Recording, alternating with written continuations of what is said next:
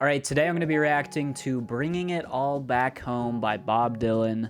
Now, I've heard a couple of albums from Bob Dylan. I've heard Highway 61 Revisited. I've heard the Freewheelin' Bob Dylan, and I've heard Blood on the Tracks. My knowledge and I guess my history with Bob Dylan is still pretty limited at this time. Obviously, I saw the Timothée Chalamet Bob Dylan biopic. I thought it was pretty good. I know maybe some more hardcore Bob Dylan fans don't love it. Looking at Genius here, it says that this is like actually a pretty pivotal moment in music in general, with this kind of being one of the first albums to be a folk rock album. And that's something that was touched on in the biopic for sure. The fact that folk and rock were just like kind of two completely separate things at that time.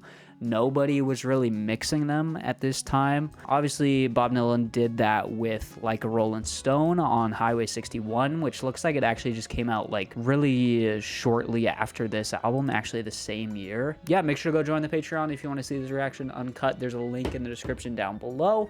And we're gonna hop into this first track. It's Subterranean, Homesick Blues. Maybe Radiohead referenced this track, because obviously they have a track, Subterranean, Homesick, Alien.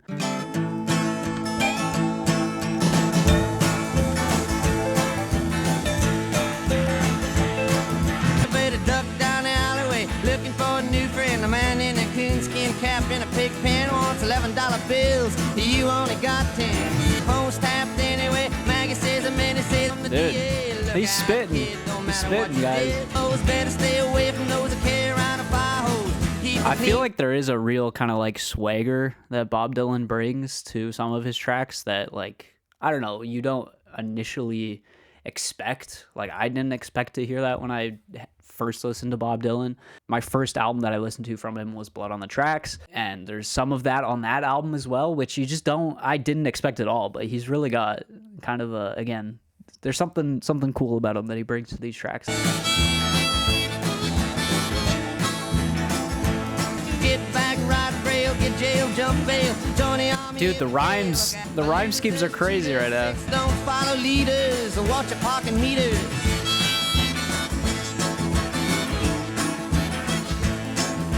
Don't wear sandals and try to avoid the scandals. Don't want to be a bum, you better chew gum. The pump don't work cause the vandals took the handle.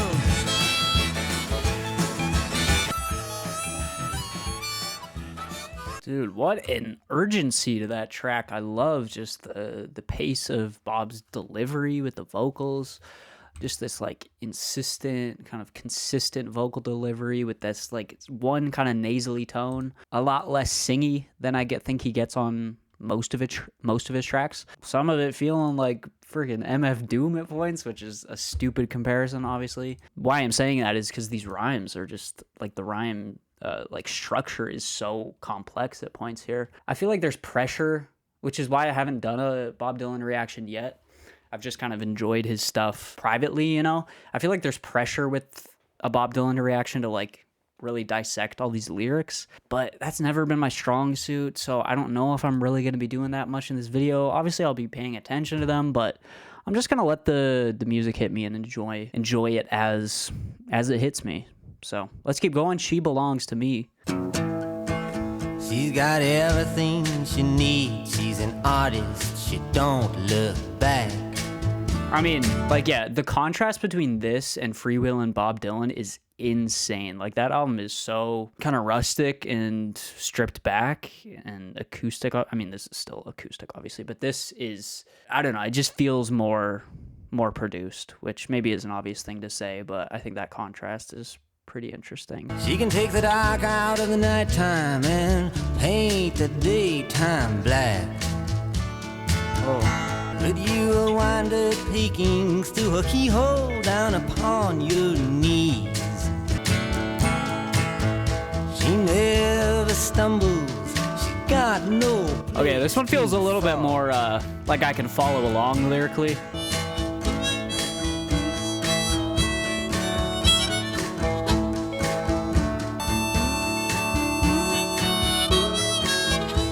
I love how harsh the harmonica sounds at times. She wears an Egyptian ring. It sparkles before she speaks.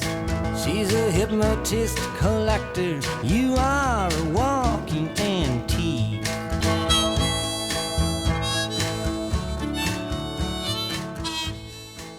What a sweet track, man. Like, just lyrically, such a sweet sentiment here. With, I guess, Bob maybe painting himself, or if there's a character here, I don't know.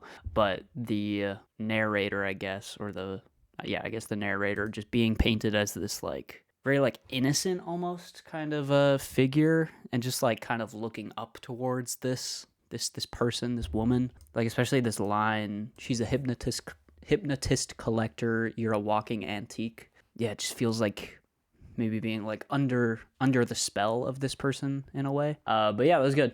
That was good. A lot more laid back and kind of minimal. I'm sure I'll mention it a lot in this reaction about how the harmonicas are mixed on Bob Dylan albums. But again, just with like how rudimentary, I guess, the production is, and I don't mean that in a bad way. I just mean how limited the technology was at this time. It really lends itself to like just leaving the harmonica super harsh and gritty, and it's like almost sounds like it's clipping at points where it's like really just scraping your ears. But I think that's what makes it special and kind of the appeal that it brings. So yeah, let's keep going. Maggie's Farm is next.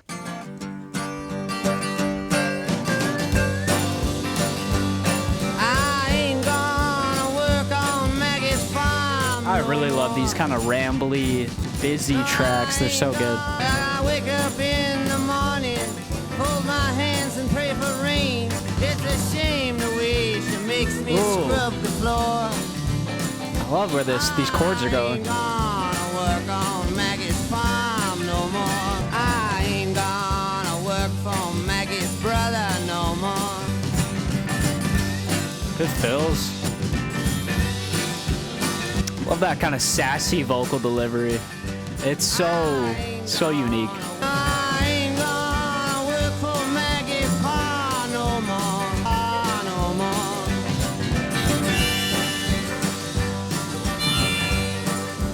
Definitely kind of like a Motown feel to this with the piano going off. She's 68, but she says she's 54. I ain't gonna work on Maggie's farm no more. Okay, so I feel like this is maybe coming around the time of the public's kind of negative reaction to him going electric, right? Lyrically, it feels like maybe Maggie's Farm is a metaphor for the folk music scene. Bob Dylan maybe feeling like he is being forced to stay within those confines, stay within that genre. And of course, that negative reaction from people of him breaking out of that and going electric. Yeah, it was good. It was good. Maybe not one of like the most memorable Bob Dylan tracks, in my opinion, but I do really like when he goes with that kind of like sassy vocal delivery, sassy, whiny vocal delivery, you know. Let's keep going. Love -0. My love, she speaks like silence, without ideals of violence. Statues made of matchsticks crumble into one another. I knew it was coming, bro. The wind howls like a hammer. The night goes raining. Oh.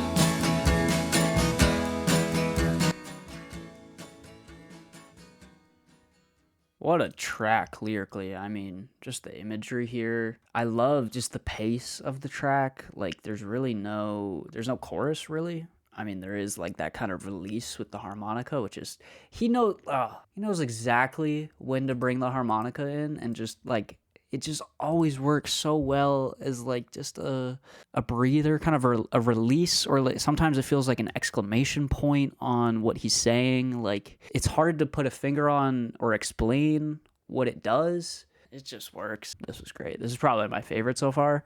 It does feel a little bit like repetitive musically, but I think that's kind of the point, and the lyrics here are just so strong that I don't really care. Kind of existentialist in a way, like just, I mean, he's no stranger to existentialist themes or like tackling big topics. And I like how it's like happening, he tackles like different eras as well, like different times in history. The cloak and dagger dangles, madams light the candles in ceremonies of the horsemen, even a pawn must hold a grudge. Like, even as I'm reading it, dude, anyone could read Bob Dylan lyrics and just you sound so cool. Okay, next track is Outlaw Blues. I know this title. I know of this track. I don't know if I've heard it.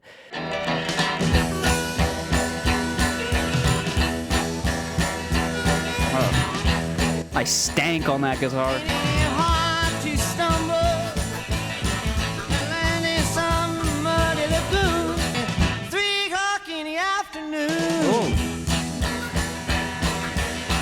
I mean, this is definitely the poppiest, catchiest track so far.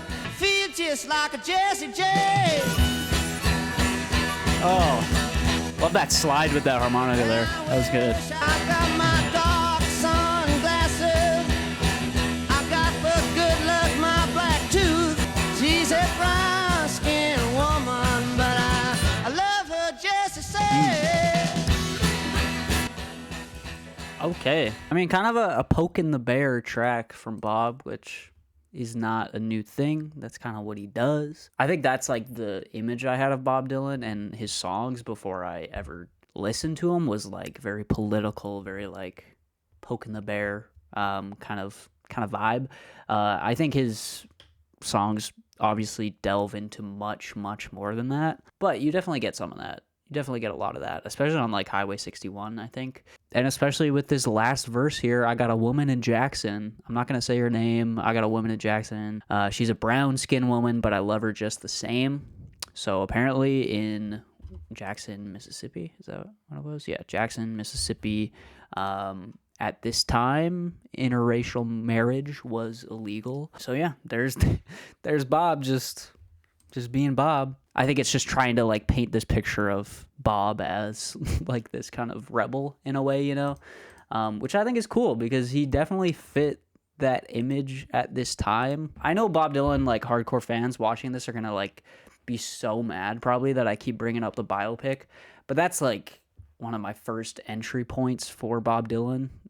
So I don't know, you can hate on it all you want, but yeah, in that movie, like once he gets close to the performing of like going electric at the folk festival, the fits that he starts wearing are so sick. I just love it. I don't know. There's something about it that was so cool. Let's keep going. On the road again.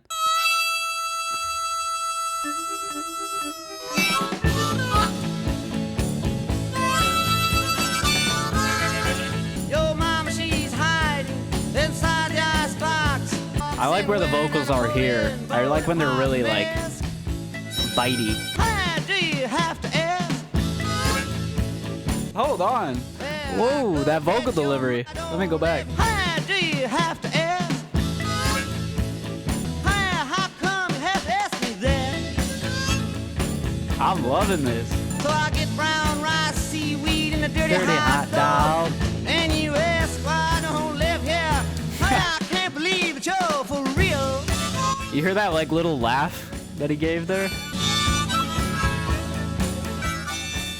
Oh. That little organ on the side there. Oh, that was good. That's my favorite so far, easily. I love just how I think these lyrics are just meant to be kind of ridiculous. Just painting this picture of just this family that is, I guess, horrible to live with. Maybe there's more to it, but I just like the fact, I don't know, I just find this funny. I would prefer to look at this without any more deeper meaning behind it, you know? I think these lyrics just at face value are really entertaining and engaging and funny. There's like a moment where Bob was like actually laughing into the mic, which is like the first time I've heard him do that. We tend to take his songs so seriously at times, but it's fun to see and refreshing to see that I think he's just kind of having fun here while still making a song that is vibrant with its language. Next track, Bob Dylan's 115th Dream. That's a good title.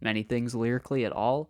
But there was one line towards the end there that stuck with me. Let me forget about today until tomorrow. Kind of a thought that I have had a lot recently is like not making the most of the present, I guess.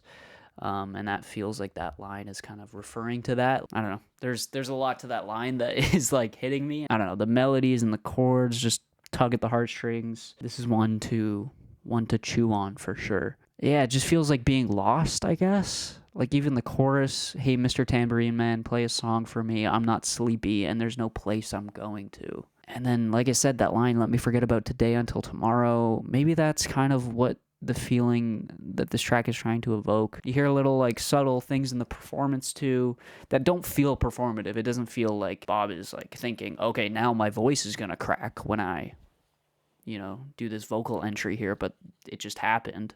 Let's keep going. That was really good. Gates of Eden. Of war and peace, the truth just twists its curfew gull. It glides when 'neath the trees of Eden. The lamppost stands That's so interesting. Like it's not a harmonica solo. It's just a little, like it's just literally like two notes, I guess. It's just like, okay, we're just gonna pop in with this little harmonica right now. We're gonna make you feel something. You're not gonna know what it is, but here you go. And then we're back to the next verse. This savage soldier sticks his head in sand and then complains with a time-rusted compass blade, Aladdin, and his lamp. Love the way I love the thinking of like what words he emphasizes with this line here. Like it's just so unexpected. Like with a time-rusted compass blade, Aladdin and his lamp. Like listen to this. With a time-rusted compass blade, Aladdin and his lamp. Like that's such an interesting choice. There are no kings inside the gates of Eden. Love the structure of this track. At dawn, my lover comes to me and tells me of her dreams. With no attempts to shovel a glimpse into the ditch of what each one means.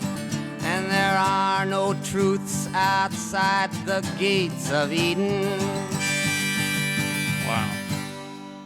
What an interesting like storytelling technique and like structure here with each verse like talking about different ideas within the gates of Eden, I guess. And then each refrain after each verse kind of almost like sometimes it like dispels, I feel like, what was previously said in the verse, but sometimes it like confirms and like hammers the point home of what was talked about in the previous verse. And then we end off things with there are no truths outside the gates of Eden. Yeah, I mean, obviously I'm just kind of enamored with the structure of this right now and the way it's presented. I'm not fully picking up on all the details of this track right now, but I just love this structure. Really, really interesting. And that vocal delivery, like that melody was so off kilter in a way, and kind of unexpected. All right, next track is It's Alright Ma, I'm Only Bleeding.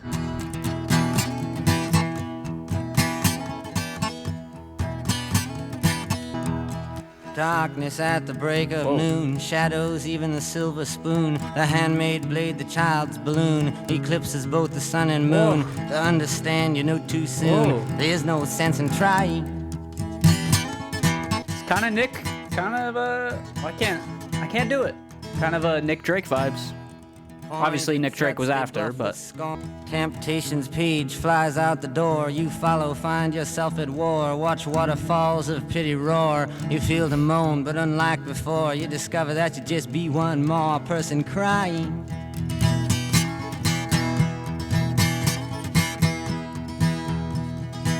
So don't fear if you hear a foreign sound to your ear.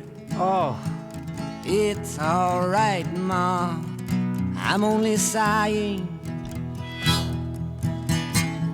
Dude, this everything here is just firing, like, just executed perfectly right now.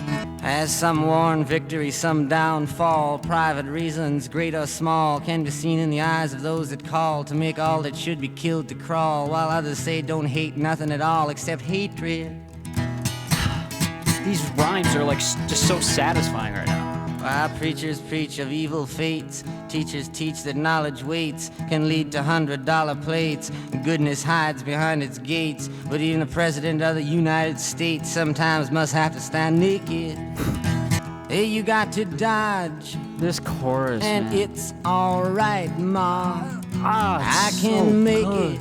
I can't describe why it's good, but Advertising signs that con you into thinking you're the one that can do what's never been done, that can win what's never been won. Meantime, life outside goes on all around you.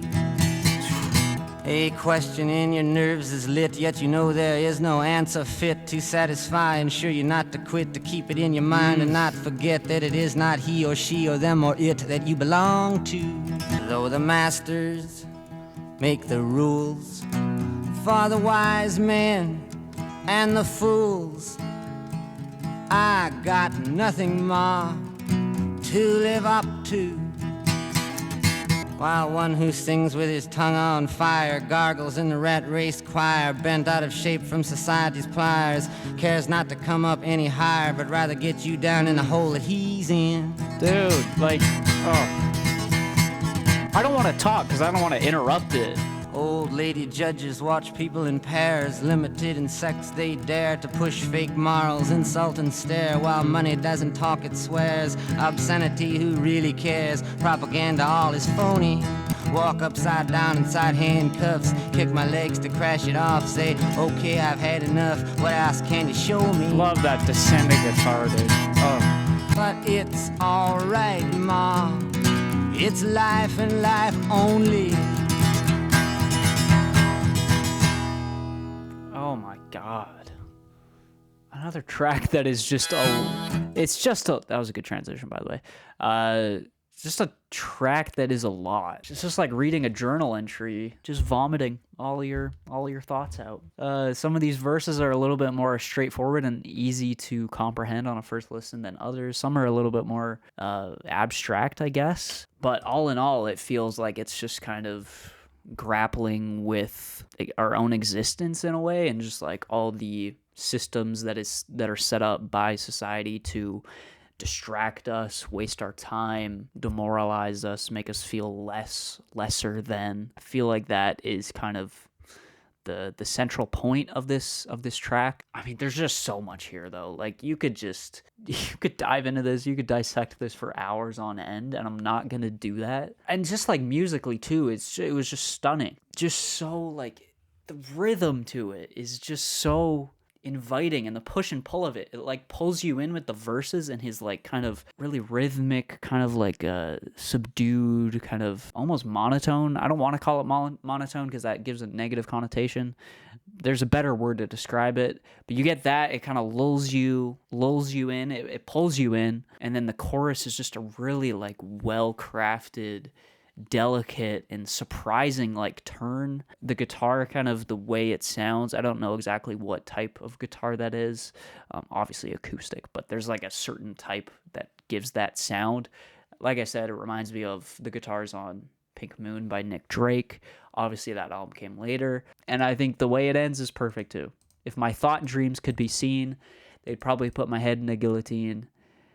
Is it gillet or is it guillotine? I don't know, whatever. But it's all right, Ma. It's life and life only. That's the perfect way to end this track. That was so good. We're going to keep going on to the last track. It's all over now. Baby Blue. You must leave now, take what you need, you think will last. You better grab it fast. Fast. Crying like a fire in the sun. Look out, the saints are coming through, and it's all over now, baby blue. feel like I've heard that melody. All your seasick sailors, they're all rowing home. Your empty-handed army is all going home. The carpet too is moving under you. Crazy vocal.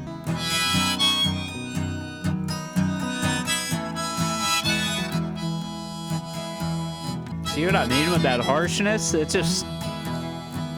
oh, it's crazy, but I love it. The vagabond who's rapping at your door is standing in the clothes that you once wore. Strike another match, go start anew, and it's all over now, baby blue.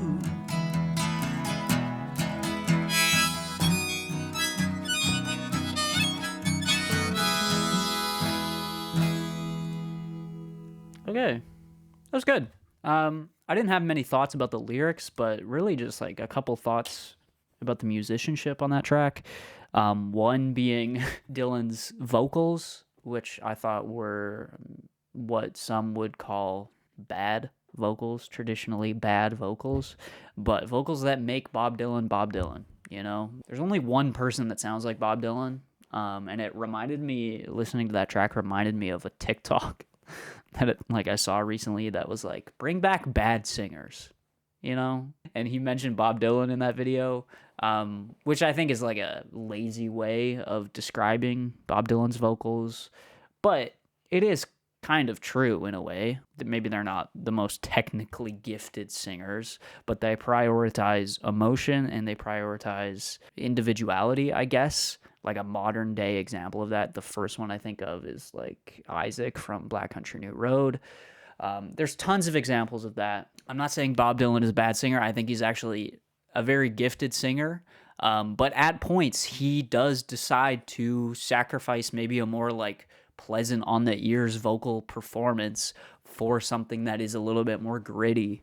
Overall, this album, I don't know. Like, again, I'm so new to Bob Dylan's discography. I'm so new to his music, so it's hard to compare this to other ones. I cannot have, like, an informed opinion on how this compares to the rest of his albums. But it feels like it's, like, I probably like it more than the Freewheelin' Bob Dylan. It's probably kind of on par with Highway 61. I think Blood on the Tracks is still probably my favorite, but it might be because I've had the most time with that album. It feels very similar to Highway 61, even the cover too. I mean, it's back-to-back, very similar look. The music here is very similar to that album. Yeah, you're getting a folk rock combination here. Writing here is obviously fantastic. That's obvious to say with Bob Dylan. Some really interesting like vocal phrasing and melody construction. Just a lot to chew on lyrically, so those are my initial thoughts. I don't really have a well-formed opinion on this as of now, but I just wanted to cover some Bob Dylan on the channel. I'll probably be doing some more at some point. Those are my thoughts. There's my first reaction. Hopefully you guys enjoyed. If you did, leave a like, subscribe, go join the Patreon if you want to see this reaction uncut. Link in the description down below, and I will see you guys in the next video. Peace out.